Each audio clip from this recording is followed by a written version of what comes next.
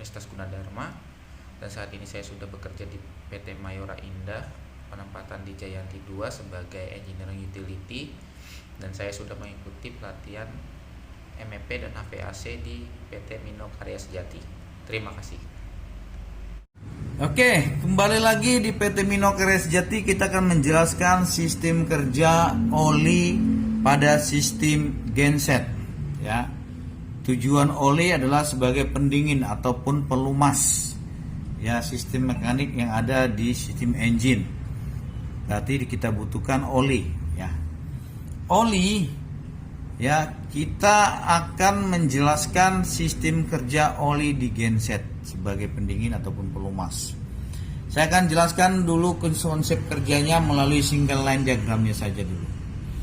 Ini yang dikatakan bak penampungan oli di sistem engine genset. Di penampungan ini terdapat filter menyaring yang masuk ke sistem olinya. Ada filter di sini, ya, atau kita sebut ini oil sump, itu tempat penampungan oil sump. Tetapi ada di sini filter untuk menyaring dari tempat penyampungan, jangan sampai ada kotor yang disedot. Ya, kemudian di sini ada oil pump. Nah, oil pump ini pun bekerja berdasarkan sistem mekanik engine. Ketika engine bergerak, maka ini pun berputar, mengisap menjadi pompa, mengisap oli masuk ke sistem, ya, masuk ke sistem. Nah, terus olinya melewati namanya oil filter atau filter oli. Dari filter oli masuk lagi ke sistem apa yang disebut untuk tujuannya sebagai pendingin engine ataupun pelumas sistem mekanik engine. Nah, kalau kita lihat ini di bawah ini adalah gambar dari filter oli. Ya, gambar filter oli.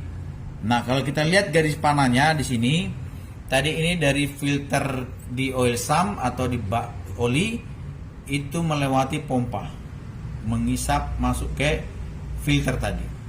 Untuk tadi setelah dari filter itu melumasi.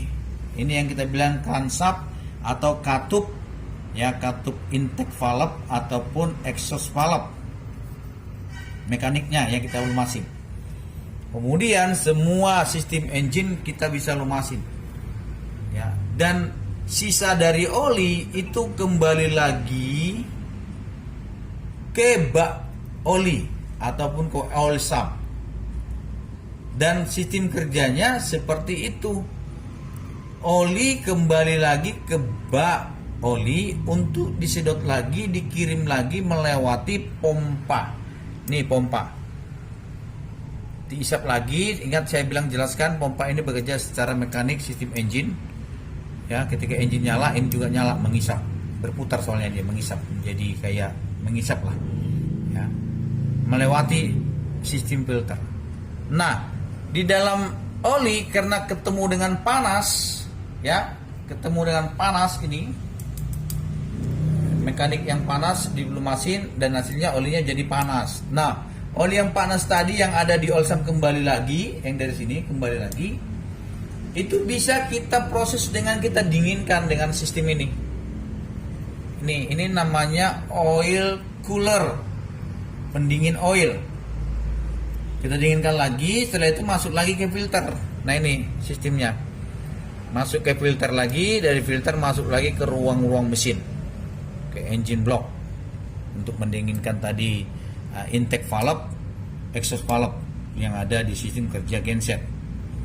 Nah, demikianlah penjelasan saya untuk yang oli. Tetapi apa yang butuh diperkerjakan oleh engineering saat merawat genset yang berhubungan dengan oli, maka engineering harus mengecek di bak drain ukuran olinya full atau rendah atau low.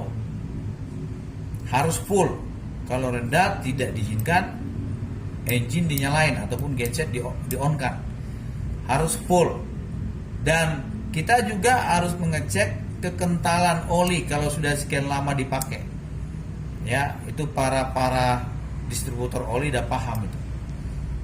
Ya, supaya kita kan ganti oli, lasing semua, bersihin semua oli lama, ganti oli baru, sama kayak kita ganti oli pada mesin motor. Ya, kita ganti oli lamanya, masuk oli baru. Kita flushing dulu, dibersihkan pakai kompresor gitu ya. Maka bersih semuanya, kotor-kotorannya bersih, baru masuk oli baru. Maka sistem kerja engine bekerja dengan baik dengan sistem pelumas atau pendingin menggunakan oli. Demikian penjelasan saya dengan sistem kerja oli sebagai pendingin dan pelumas di dalam sistem genset.